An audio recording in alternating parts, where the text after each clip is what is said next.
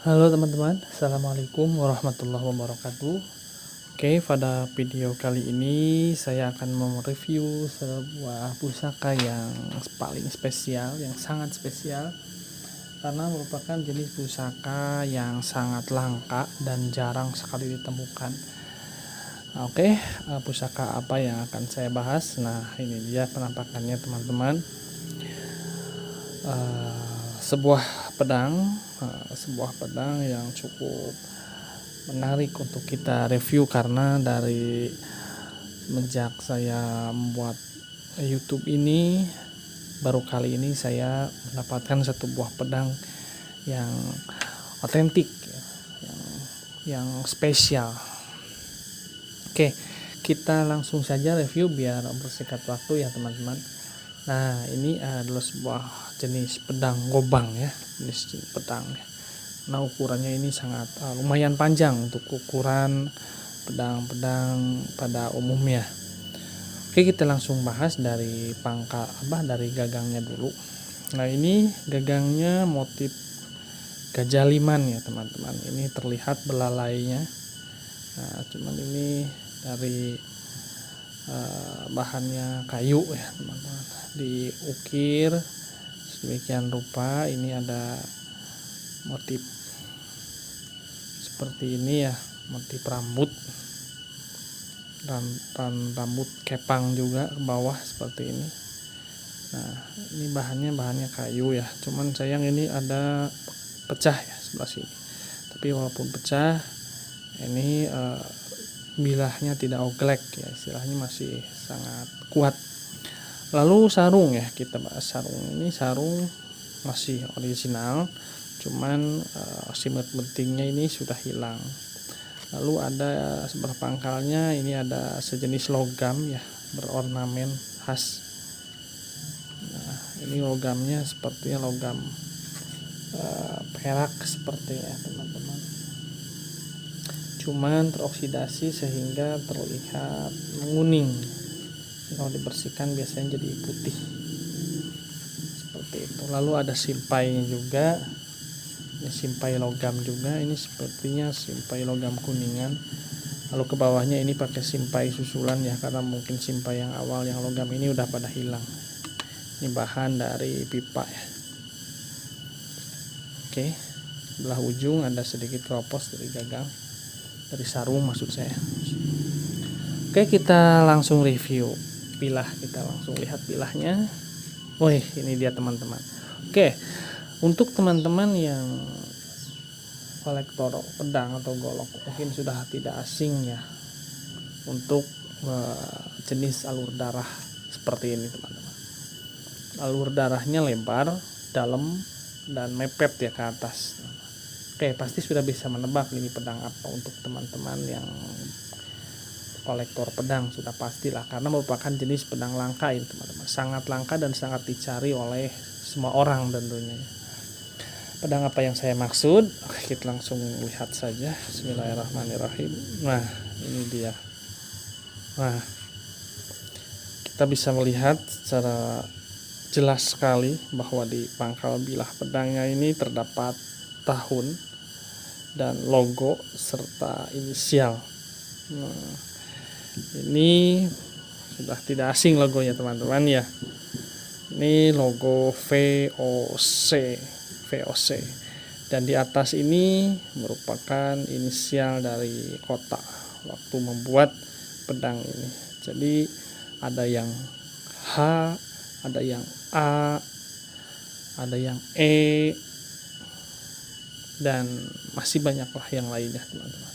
Ini kebetulan untuk yang D ini sangat langka ya. Ada yang M juga gitu. Yang D ini lumayan langka ya. Dulu sebelum saya mereview di YouTube, saya sering kalau dulu itu mendapatkan pedang VOC dengan inisial yang berbeda-beda, dari A, ada yang M, ada yang H gitu. Cuman untuk yang D ini baru sekarang saya dapatkan ya untuk inisial D ini. Mungkin ini karena tahunnya ini lebih tua ya. Ini kita bisa perhatikan angka tahunnya sangat jelas sekali, 1759. 1759. Dan di sini ada bintangnya, khas sekali ini dari ketokan-ketokan Belanda ya. Ini juga terdapat pada koin gulden Belanda. Sebelah pinggirnya itu ada tulisan Gothismet on dan dipisahkan oleh tanda bintang-bintang seperti ini. Yang atas ini 3 bintang, yang bawah ada 1 bintang. Kalau sekarang 2025 ini sudah 266 tahun ya pedangnya teman-teman. Alhamdulillah masih bisa dirawat, masih bisa kita lihat secara utuh lah seperti itu, tidak dibuang atau dilarung ya teman-teman. Nah ini menurut kabar, inisial D atau inisial A pada bilah ini menandakan kota pembuatnya, dimana kalau D itu kemungkinan mungkin di Den Haag atau apa ya, pokoknya kota di Belanda ya teman-teman. Kalau yang A itu biasanya Amsterdam seperti itu. Nah oke, pada baliknya, sisi baliknya lagi yang sebelah sini juga terdapat angka tahun teman-teman. Cuman yang ini agak sedikit aus ya, karena karat ya, seperti ini terlihat angka 1, angka 5, dan ini samar-samar angka 9 juga. Lalu logo VOC nya juga ini terlihat walaupun agak tertutup karat. Oke, kita langsung lihat fullnya ya teman-teman. Nah ini dia full bilahnya. Untuk ukuran pedang-pedang Nusantara memang ini tergolong lebih panjang ya teman-teman, karena mungkin disesuaikan untuk dipegang oleh VOC ya. Jadi ini panjang bilahnya 62 cm teman-teman. Lalu keunikan yang lain ialah lentur ya teman-teman. Untuk punggung ini memiliki punggung datar. Dan keunikan lain ini luntur. Kalau ditekan sekuat mungkin ini tidak akan bengkok teman-teman. Sangat lentur. Ini walaupun kondisinya ukurannya tebal, ketebalan ini 0,5 ya. Sebelah sini 0,5. Ini pangkalnya 0,7 lah mungkin. Pangkalnya ini 0,7. Ini ditekan. Ini ditekan bengkokin gimana aja enggak bengkok teman-teman. Ini memang kualitas dari bahan untuk pedang-pedang VOC ini sangat khusus dibuat oleh para pembuat bilah dari Eropa ya teman-teman. Lalu keunikan yang lain untuk pedang-pedang VOC ini, jikalau kita bersihkan itu biasanya di pangkal bilahnya ini akan berwarna putih teman-teman. Di sini akan berwarna putih, lalu ke bagian atas itu warna hitam. Itu semua pedang VOC ini pasti seperti itu teman-teman. Dan lahirlah sebuah istilah yang dinamakan dengan baja gantung teman-teman. Jadi bahan setengahnya ini mengkilap ya, jadi putih, bahan seperti meteorit lah, seperti itu putih, cuma segini biasanya. Lalu ke atasnya ini baja gantung hitam warnanya, jadi orang menyebutnya baja gantung seperti itu. Dan untuk pusaka-pusaka Eropa, dalam hal ini pusaka yang racikannya khusus, itu hampir semuanya baja gantung. Pangkalnya itu putih dan ujungnya itu warna hitam. Itu juga terdapat pada badik. Saya pernah beberapa kali dapat ya sebuah badik dan sama memiliki angka tahun dan logo VOC. Lalu ada juga pada bilah tombak seperti itu, biasanya tombak sapit abon itu juga sama memakai tahun dan logo gitu, dan pangkalnya itu putih teman-teman. Pangkalnya itu putih, ujungnya itu hitam. Dan jika kita bersihkan di sini, walaupun bilahnya terlihat tidak berpamor nyekrak ya, tidak terlihat tidak teraba, Ini biasanya pamornya itu rapat seperti pamor Damaskus ya, seperti itu. Dan kebanyakan biasanya sejenis bendosegodo. Jadi agak bulatan-bulatan di sini, bulatan-bulatan seperti bendosegodo seperti itu dan rapat sekali. Jadi konon teman-teman, untuk bilah-bilah VOC seperti ini itu dibuat oleh Belanda sengaja untuk menyaingi atau untuk mengeksekusi para pejuang di Nusantara yang memiliki ilmu kebal seperti itu katanya teman-teman. Allahu alam ya, cuman untuk informasi. Jadi Belanda waktu itu mengumpulkan racikan metalurgi lah intinya, racikan besi-besi apa yang mengumpulkan berbagai macam besi itu, entah itu dari mana lah pokoknya, membuat sebuah racikan lah seperti itu untuk bisa menjebol dari ilmu-ilmu kebal yang dipunyai oleh para pejuang zaman dulu seperti itu teman-teman. Dan makanya untuk pedang VOC yang memiliki tahun dan logo seperti ini sangat-sangat langka karena memang dipunyai oleh khusus lah intinya, dipunyai oleh orang-orang VOC khusus, dan tidak semua orang VOC mempunyai juga pedang-pedang seperti ini, karena kebanyakan kalau untuk Eropa ya mereka menggunakan pedang saber yang khusus dibuat oleh pabrikan Jerman, Solingen, bahkan Belanda juga, dan digunakan oleh mereka untuk untuk keseharian mereka lah seperti itu gitu. Jadi kalau kita perhatikan secara lebih detail ya, untuk pedang-pedang VOC yang memiliki tahun dan logo yang persis seperti ini, alur darahnya seperti ini, itu tidak ada atau jarang sekali. Pernah sih saya mendapatkan ya, tapi jarang sekali. Jadi sandangannya itu kebanyakan tergantung pada daerahnya ya, seperti ini kemungkinan dengan gaya dari hulunya ini, hulu Gajah Liman ini kemungkinan digunakan oleh VOC di daerah Cirebon atau Jawa Barat ya. Juga ada juga dulu saya pernah dapat juga yang gagang Pariaman, itu juga digunakan oleh VOC di Pajajaran ya. Beda lagi kalau misalkan di daerah lain seperti di Sulawesi atau di Sumatera, mungkin seperti itu, beda lagi gitu. Jadi menyesuaikan di daerah masing-masing seperti itu. Atau mungkin bahkan untuk di daerah Kalimantan atau daerah lain itu banyakkan tombak misalkan. Kalau dari Sulawesi itu dari badik gitu, badiknya gitu. Saya pernah mendapatkan beberapa kali. Nah, untuk badik teman-teman di sisi tajam itu 2 sisi tajam biasanya. Jadi atas bawah itu tajam seperti itu.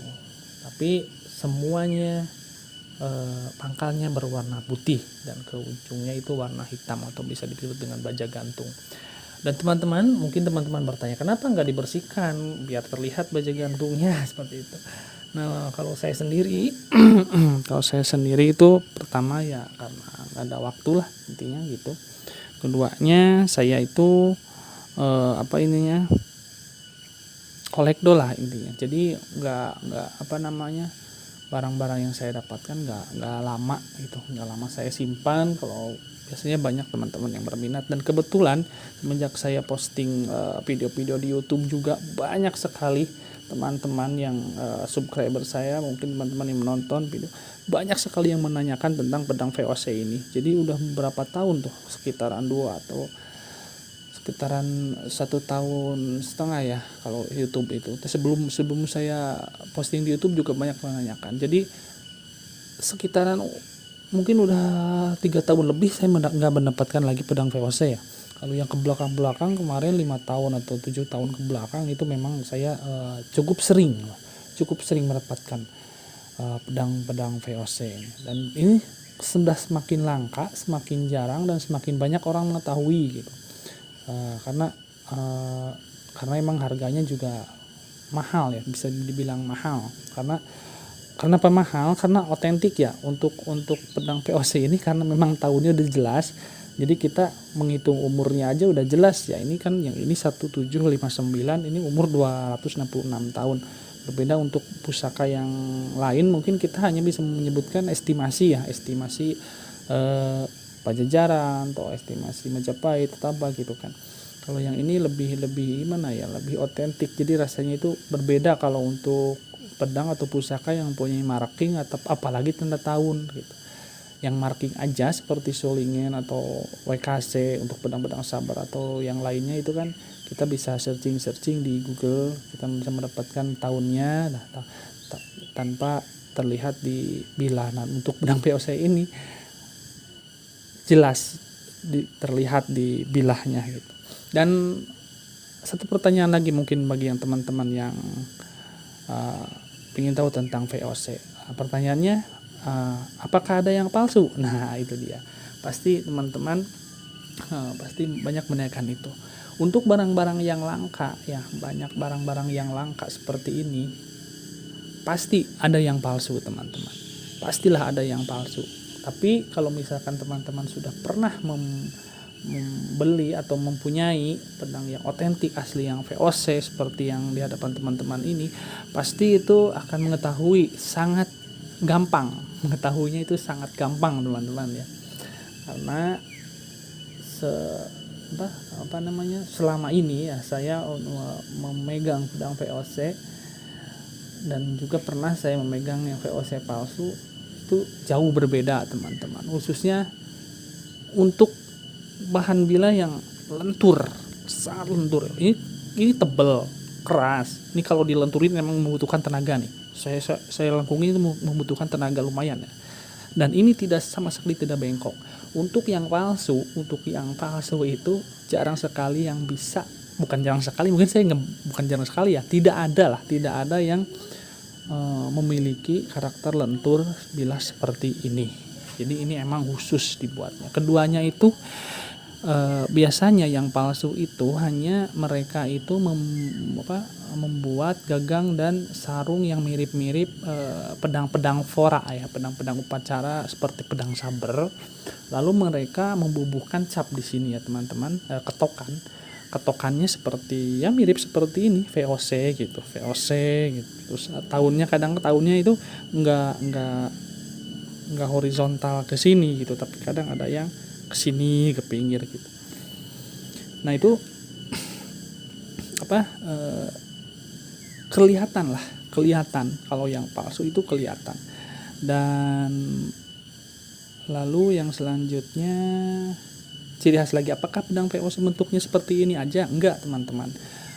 Tadi kan sudah saya jelaskan yang tombak sama yang badik itu ada yang VOC. Lalu pedang ini beberapa varian juga, saya juga pernah mendapatkan satu buah varian pedang VOC yang lurus. Ini kan bentuknya sabet malapah gedang dan memiliki alur darah.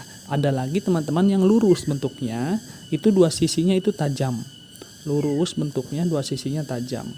Jadi mengerucut mirip dengan pedang Pokim ya, pedang Pokim Cina, tapi lebih ramping dia itu dan lebih panjang tentunya. Itu sekian panjangnya 60 sampai 70 sentian.